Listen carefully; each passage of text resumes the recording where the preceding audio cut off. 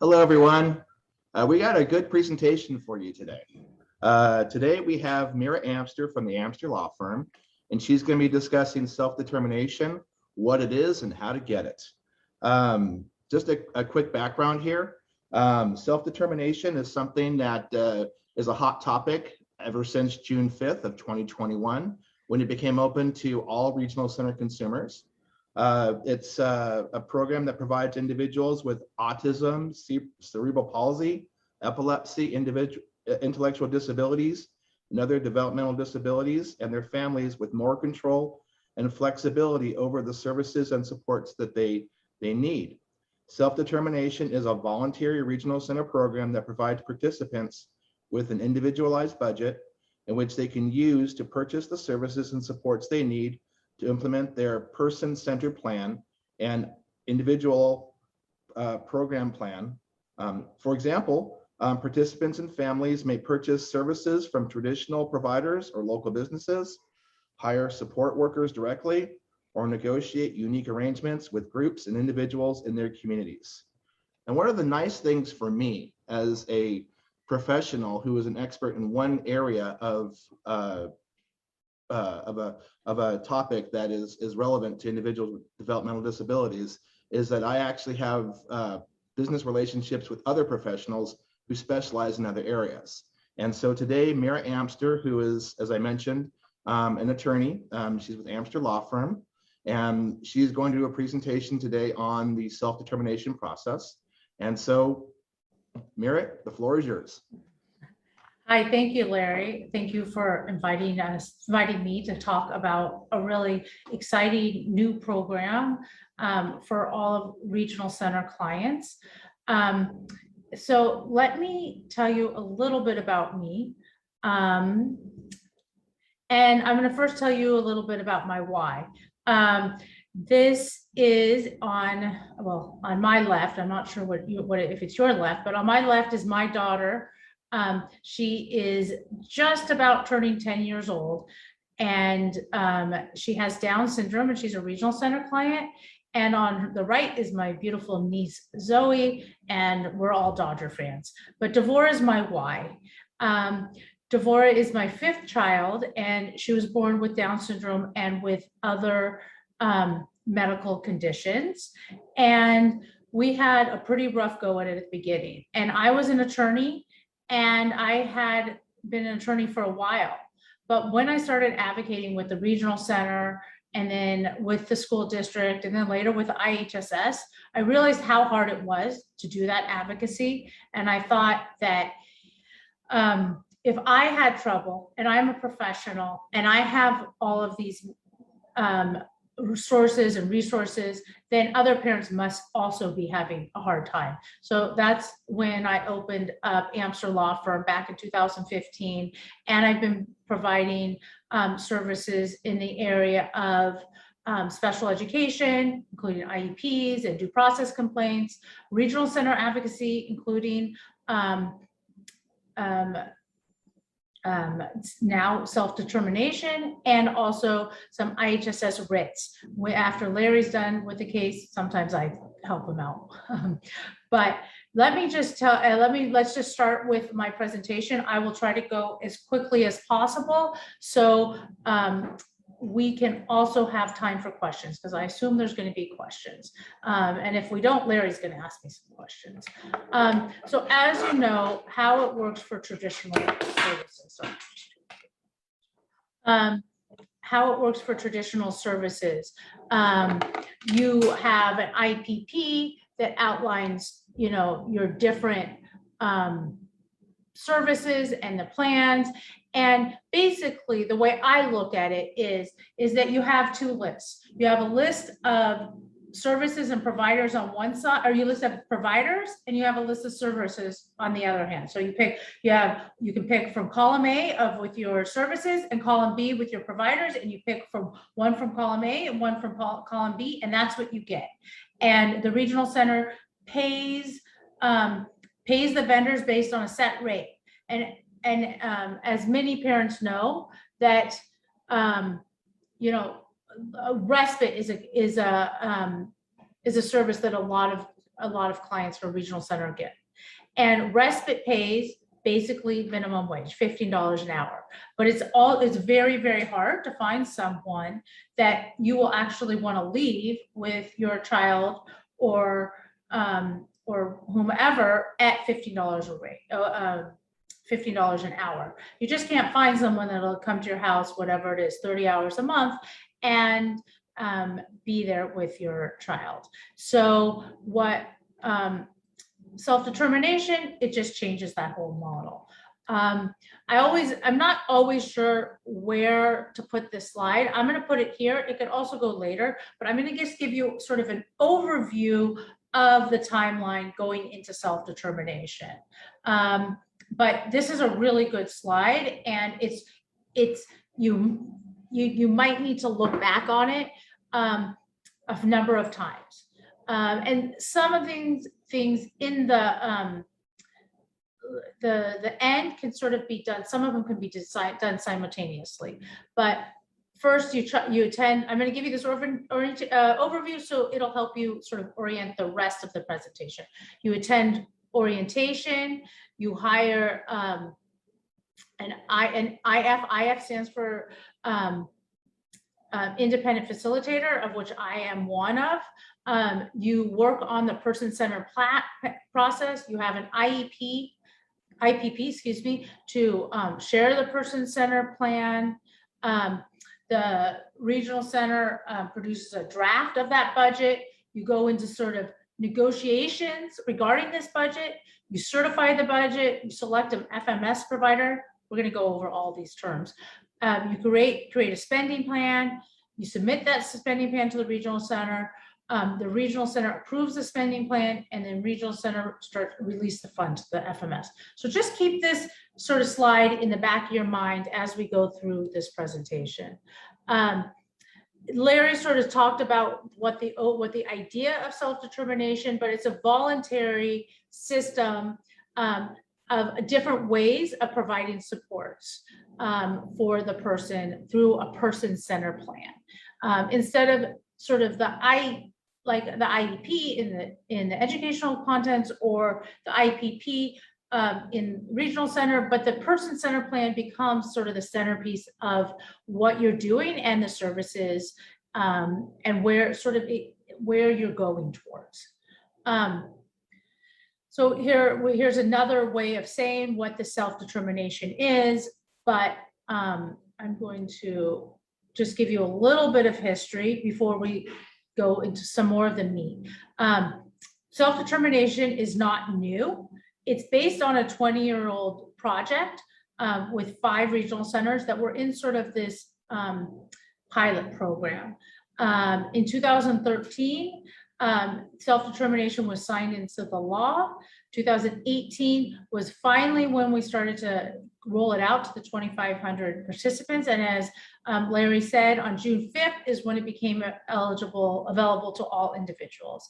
And now people are starting to enter the self-determination program from after, from the June 5th. It takes some work. We're going to go through some of those steps, but we're starting to see more and more people enter into the program. Like any good government program, we have principles, right? So these are some of the principles, but it really is looked at, and the idea, and a person-centered plan is looked at as a civil right to the disability community, and it's really working from an area of strength. One of, I think, the harder things with IHSS and when advocating for IHSS is we're really not working from a place of strength, and really we're looking at all the deficits and all of the things you can't do. But really, self-determination is there to give you a voice, give you your voice back, and really sort of make you can live the life you want to live, not the life that regional center has a program that you can live in, or to go to, or what work program. So it's really a radical shift from the traditional services. one of the harder things about self-determination is the vocabulary. So here is some of the vocabulary that we use in self-determination. So a person-centered plan, that is the hopes and the dreams of the client, right? Before we have the person-centered plan, we sometimes have some meetings to work on it, to develop it, but that could be called the PCP, the person-centered plan. The other really important word is individual budget, right? Now the budget, just to be clear, is what is coming from the regional center. I don't know, maybe I need to think up some sort of an acronym to remember this, but budget is coming from the regional center. It's what the regional center spent on the client the last year. We'll get into it more. I don't see it on the slide, but what we create, the way you spend your budget, it's called a spending plan. So just remember budget from the regional center. And the way the money flows, it flows through a financial management service, an FMS, okay? So keep those things in mind, individual budget from the regional center and the FMS, that's sort of your bill payer, sort of think of it like your bank. So just some things to keep in mind, that it's voluntary. You can leave at any time, but you can't come back in for 12 months. You cannot be living in a long-term health facility and be able to be in self-determination. You have to go to an orientation. We talked about that a little bit. It's just like the same in regular regional center. You still have to use your generic services, your IHSS, your therapies from your health insurance. I'll try to talk a little bit more about that. Sometimes you get creative, but you still have to use your generics. You can only purchase services that are support the IPP and the person-centered plan. You obviously have to stay within a budget, right? And the only vendored service that you're going to be used is an FMS. So, and then for an independent facilitator, you can do it on your own if you don't want to use people that are independent facilitators.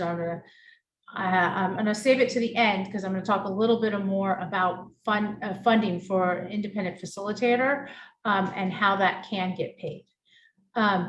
So one of the really nice things is that the role of the independent facilitator can be as broad as you want it, as the relationship you have, whatever relationship, whatever contract basically you enter in with the independent facilitator. But you can select it. One thing is that the independent facilitator can't provide services that are going to be provided under the, or are being provided or will be provided. So it has to be something something outside it. Now, generally, and I guess I sort of alluded to just before, is that the independent facilitator does need to be paid out of the budget. But right now, and I have it down on the slide towards the end, and I'll just preview it here a little bit. We'll talk about it more. That right now, I'm gonna give credit where credit's due. The governor and DDS are providing $2,500 to each regional center client to pay for the independent facilitator to get them into self-determination.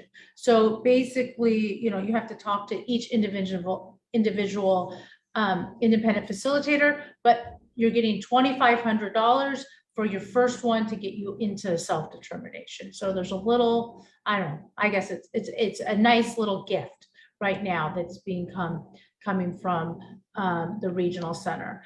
And the role of the independent facilitator can be really vast. it can help you locate, access, and coordinate the services that you might need. So if you're looking for a certain type of person that you want, let's say you want guitar lessons under your person-centered plan, and you need a music teacher. So the independent facilitator might help you find a music teacher. And one thing that's very interesting to me is that that the independent facilitator can also help you identify services and help advocate for those supports. So that means, that it's not only supports that the regional center is providing, but actually other supports. And that could be, getting services through the school district or your health insurance, or maybe even IHSS, that the independent facilitator can help pay for those people, the independent facilitator, to help you get services in other areas. So I've already talked a little bit about this, but sort of the hallmark of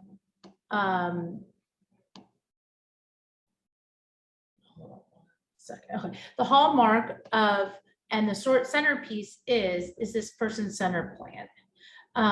And basically you're putting together a document about the person with the developmental disability, about what they want to do with their life, where they want to live, how they want to spend their time, who they want to spend their time with, their hopes and their dreams for the future.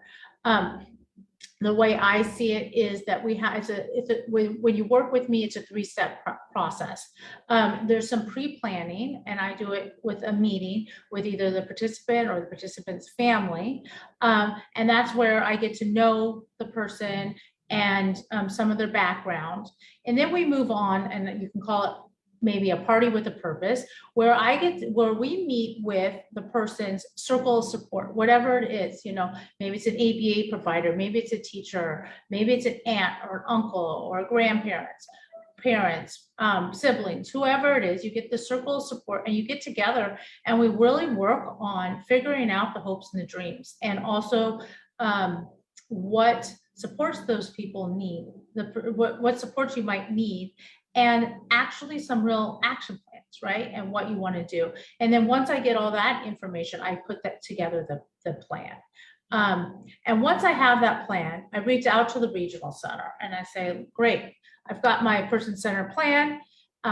Let's have an IPP meeting to discuss this plan and discuss our budget. So usually when I go to those meetings, I present the person-centered plan. This is our goal. This is what we want. This is what the person's working on.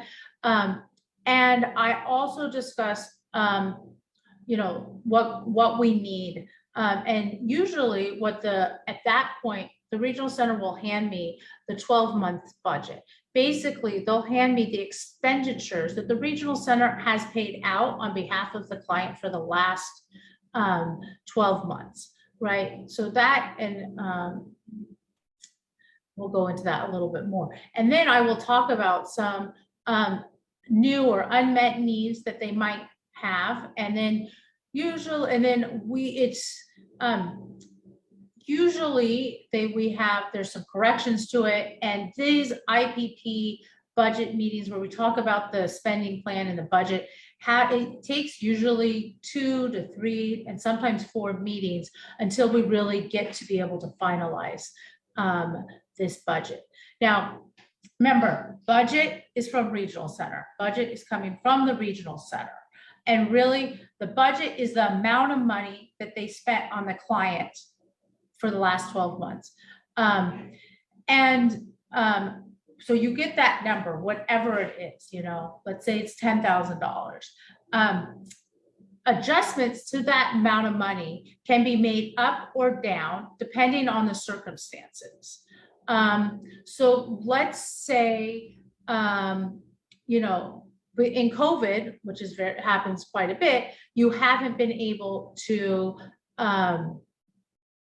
use all your respite or your PA hours or whatever it is, or you haven't been able to access those services. So the regional center will add that money back in. Let's say you're approved for 40 hours a month, you only use 20, the regional center will add those back in.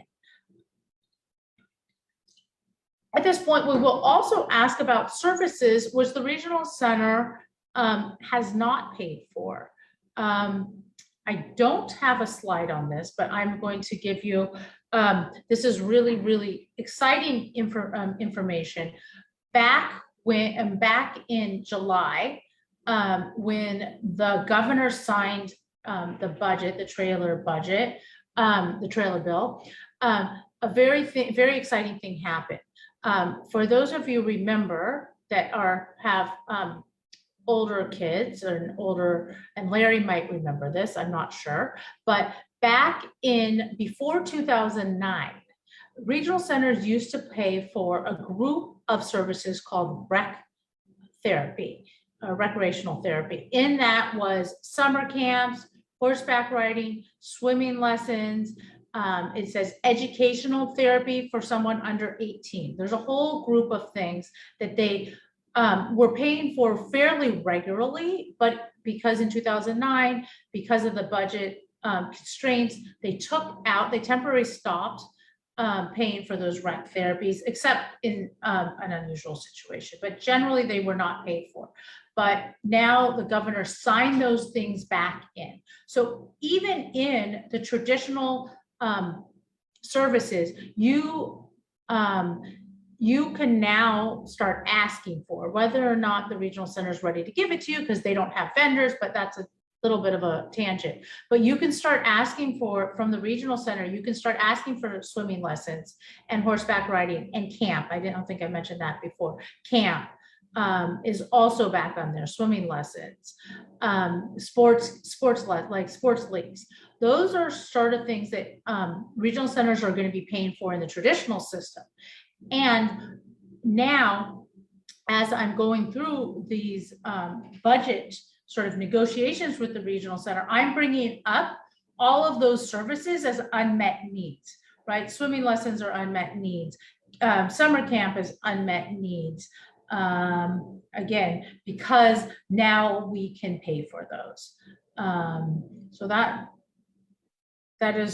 really exciting. So that budget, that $10,000 budget that I sort of said, often and more times than not increases significantly, because there's all these services that you haven't been able to access. You can't find someone that'll work for $15 an hour that you want to leave your child with.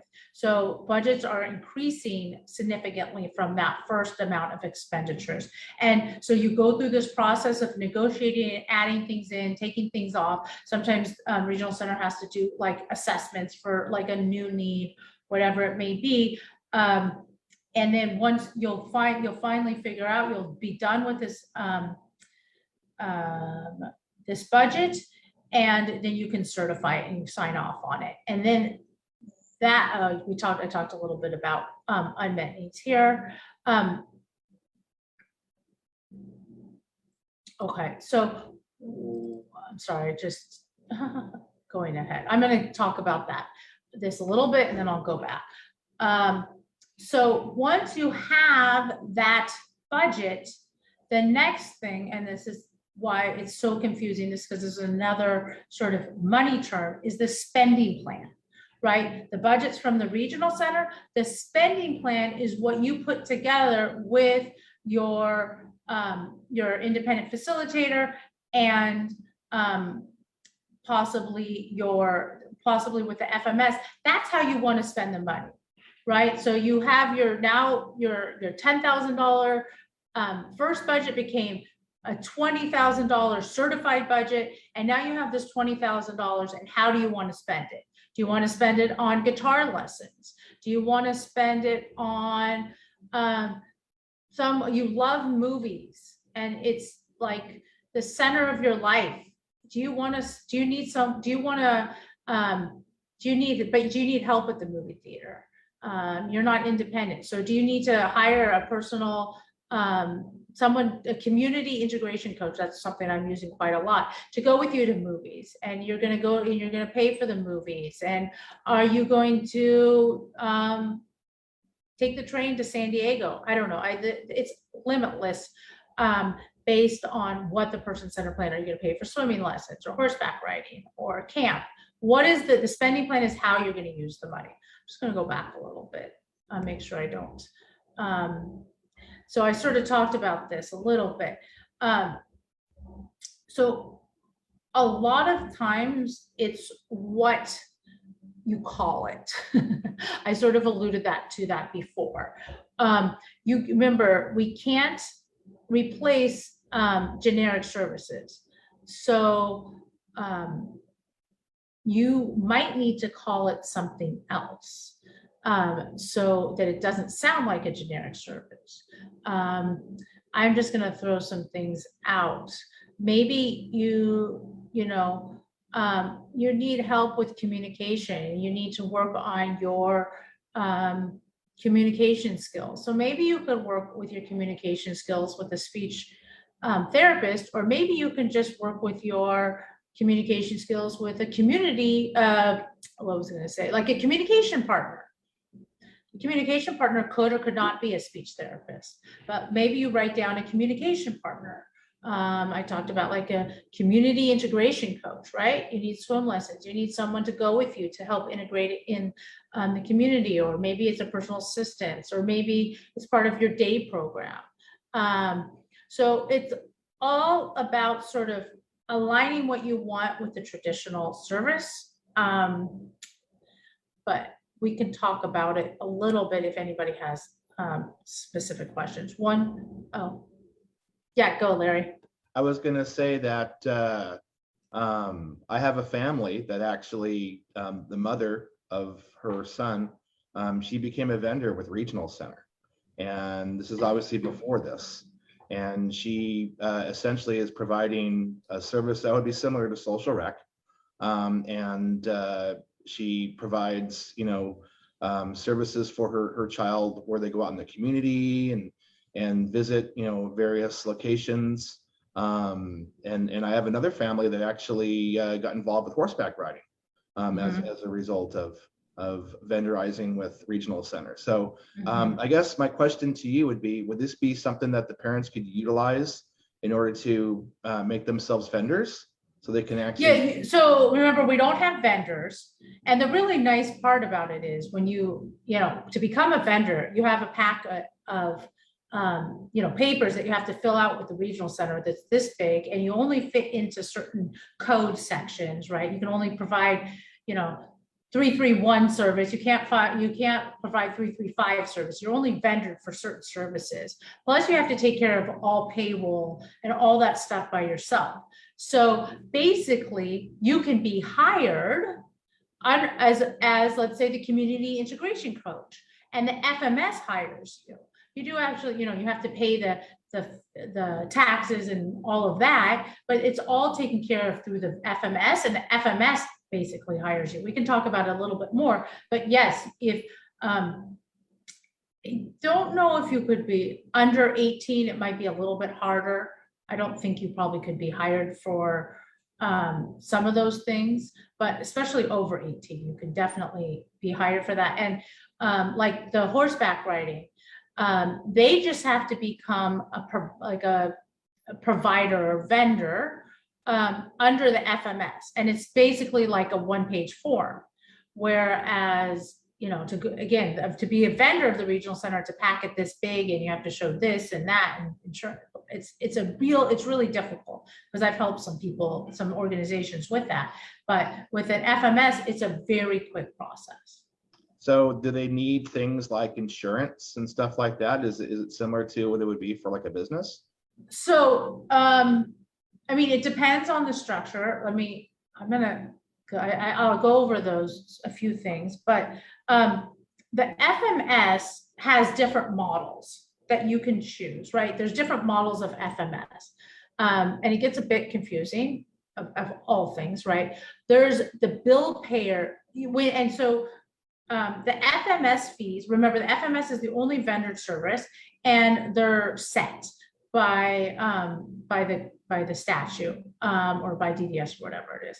And I didn't put those up because I find them kind of confusing, but there's a bill payer method, right? So the bill payer is when you're only getting goods and services from businesses. So if you only want horseback riding from this place, and you're gonna get swimming lessons from this place, and you're gonna use 24-hour for your respite. I don't know why you do that, but let's say you're gonna use 24-hour. So they just become a vendor, like a business.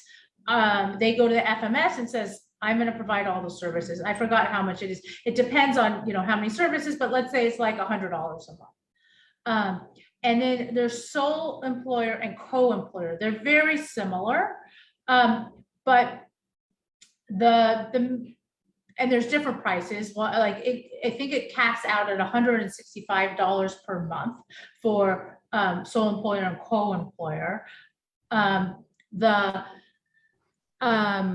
The main, I mean, there's different, I see the main difference is that workers' comp, the workers' comp can, and you assume all liability under the sole employer, under the co-employer, but the workers' comp, you can either actually purchase from generally you can purchase from the FMS, and then sometimes like your homeowner's insurance will also provide the workers' comp. And so basically what happens with the co-employer or the sole employer, let's say you want to hire someone, this is the way I do it. You send an email to the FMS and say, look, I want to hire, Jane Doe to work with my daughter. It's under code 331 and her rate is $20 per hour. And then, it's all in the spending plan, but this is how practically it works. And $20 an hour, and then you have to pay the payroll and everything. So it's another 15% on top of $20 per hour, whatever that is, $3 more, I guess, whatever it is. So the real cost is like the $23 because you have to pay all that. And then they just get hired on basically through the FMS. But the reason why somebody would want to hire somebody like you to essentially put together this strategy is because of things like workman's comp, things like, making sure the liabilities are covered, and obviously somebody who has some expertise in regards to negotiating the rates, and also you probably have a list of certain individuals who provide certain services that you would be able to recommend. That would be very helpful for somebody who is pursuing this. Sure, exactly. So let me just go over the last couple slides, and then we can, what are we at? Okay, and then we can go through some more questions. I just want to, one principle, and actually all regional center clients are going to have to start complying with this, but right now, in a couple of years, all regional center services, but right now, it's called the HCBS final rule, and there's 5 standards, right? Sometimes just called the final rule. There's 5 ideas: integration in the community, individual choice, individual rights, autonomy, and choice. The way this, and so all services under the spending plan have to comply with this final rule. And the main idea, that the way we see it, is that services need to be integrated. They need to be integrated somehow into the community. So a service, let's say it's a camp, and it's a special needs camp, and it's only with special needs children, and they only stay on the campus and they never go into the community, and it's just special needs. That would not meet the final rule, and could not be funded under self-determination. So we always want to be making sure when we're discussing services that it can comply with this final rule. And I assume that most providers that are, really not integrated at this point are going to be looking how to comply with this rule, because it's going to be standard. It's a federal rule. Just to let you know, you still have all your rights under the Lanterman Act. You have a right for fair hearing, and all of those rights that you still have. I have a lot of information on my website, or and also disability rights is a good place. But if you can't come to a agreement on your budget or services or whatever, you can always ask for a notice of proposed action and go to fair hearing. We talked about the FMS, we talked about the different models, we talked a little bit about the spending plan. Okay, here, this is where I was talking to you. So right now, regional centers are paying $2,500 to independent facilitators to help you get into the initial person-centered planning process. There are a number of independent facilitators out there that are doing this, not just me. I think I have a link, but I can also provide you, there's a network where you can look at them. And I just want to encourage you that each independent facilitator, does each thing differently. So when you're speaking with the independent facilitator, see what the $2,500 covers and how they're going to work it out. Me personally, mine covers you everything from the beginning till you enter the self-determination program. And I don't bill you anything, and I just ask the regional center to pay me.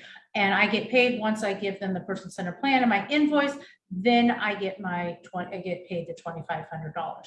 And I didn't make this 100% clear. This is just for the first year. So if you want independent facilitator services for any subsequent years, then that does need to become out of your budget. So that's why I have a present, because the regional center is sort of gifting you this first one. The first one is on them, and then subsequent years are on yourself. Steps you can take right now. Today, you can go through orientation. Go to your regional center website, go to the area where it says orientation or self-determination, and on that page, there should be a way to take the orientation. I think most of them are just a online sort of a little bit interactive orientation. And what you'll get out of there is a certificate that you'll have to show your service coordinator that you did do this orientation. So make sure you figure out how to get your certificate. You can interview and hire independent facilitators. If you're curious, you can request the 12-month expenditure from your service coordinator. That'll be something, if you don't have, I would always ask for.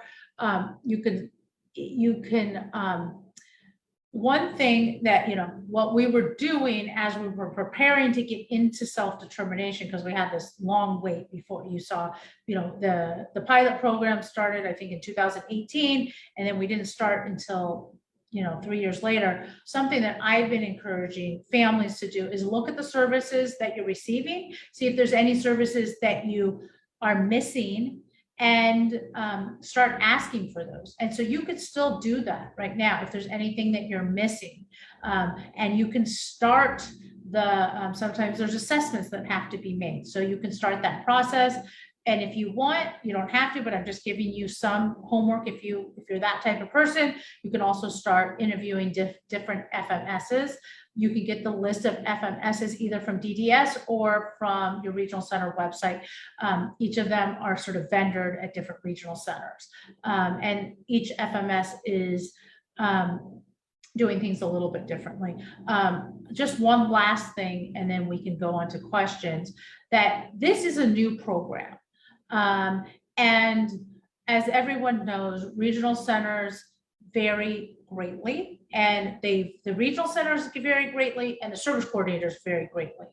And then put on top of that a new program that everyone is just starting to go through. It's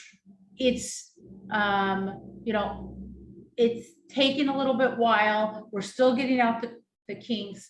A lot of service, just if you start now, you might be the first, person going through self-determination with your service coordinator. So everything is sort of a learning process right now.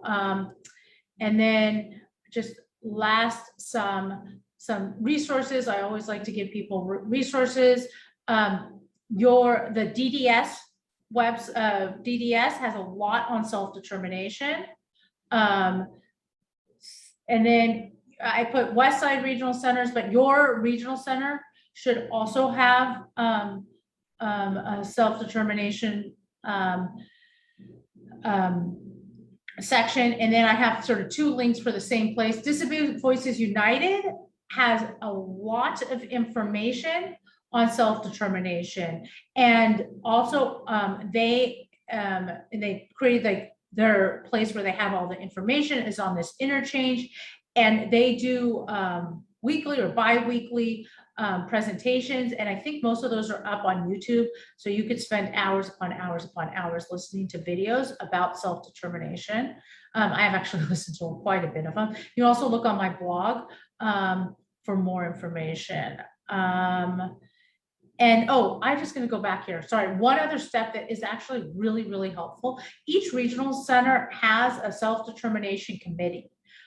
You can also go to these committee meetings to learn more about it and go to your regional centers committee meetings. I find that really helpful. Okay, so I think that's my presentation, so I can now take any questions.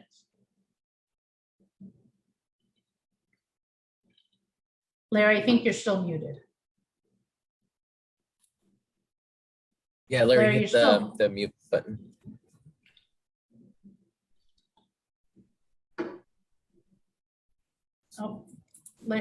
Okay, I'm Let's back. see. Okay. Perfect. So I guess. Okay, so we have a couple questions. How does this affect the transition services out of high school? So if you remember my slide about unmet needs, one of the things that does affect your budget is change of circumstances. So that transition out of high school would be a place that you would have to change, to negotiate a new budget. What is happening in practicality for a lot of things is that people are entering into self-determination. And then let's say you turn 18 4 months later, you're still discussing with the regional center services, and there might be, around that 18th birthday, they're going to be doing some assessments and looking at what you need. You can have another IPP meeting, and they can add more money basically to your budget. And sort of open up your budget again and add more money if you have a change in circumstances. So, generally, it's a year program, right? The budget is a year, but you can still change the budget at any point during that year, if that makes sense. Okay, the next question, this is multiple actually, but from the same person. So I went through the training as part of the pilot program. I am my daughter's IF. However, we tried to put into practice SDP. We met with the obstacles from the regional centers. They felt we were not ready yet and took us off SDP. That was a while ago, and we have been waiting to get back on. One problem was that I learned that there was certain wording regional center wants in order to follow through with the next two steps for the budget to pay for the services we wanted. How can I learn the wording in order to be taken seriously by a regional center? Well, that's always a problem, right? So what I would recommend is that you not be your daughter's IF, and that you find an IF that is experienced, and maybe an IF that's experienced with your regional centers. Because like I said, you have that $2,500. So let's get somebody else into the mix that has more knowledge and knows that wording, because you're hitting obstacles, and the IF's role is to really advocate for you So that would be my suggestion, is to hire an IF. The other thing, again, like I mentioned a little bit, is Disability Voices. They have programs either every week or every other week. They're gold mine. They have so much information. I'm very audio. I like to learn things via audio. And so you could just go to Disability Voices or YouTube and go onto their channel and listen to all of those presentations. So she also just requests, Meira, if you can tell everybody what your website is. Oh, sure. It is just amsterlawfirm.com. Perfect. That's it. Those are the questions? Uh-huh. Okay. And I will, if it's all right with you, Larry, I'll figure out how to attach or something my slides Absolutely. to this live, so everyone can have access to it. Absolutely. So I think the plan is to have this presentation run several times, Andy, if I'm correct on that, over the next at least several weeks, in order to allow everyone to share. That's correct. And then anybody that fills out any of the forms, we have a form that's on there that we can get in contact with anyone. And anybody that puts their email in there will be able to send out a copy of this as well. Great. So there we go. All right. Very good. Well, thank you very much, everybody. Okay. Any other questions? Anything else come through on the feed? I don't see any more.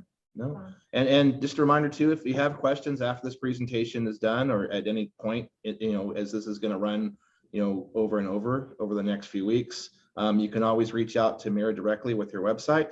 And then once again, if you have IHSS related questions, you can actually reach out to both of us, because Meira does writs and I do administrative hearings. So there you go. Thank you, everyone. Thank you.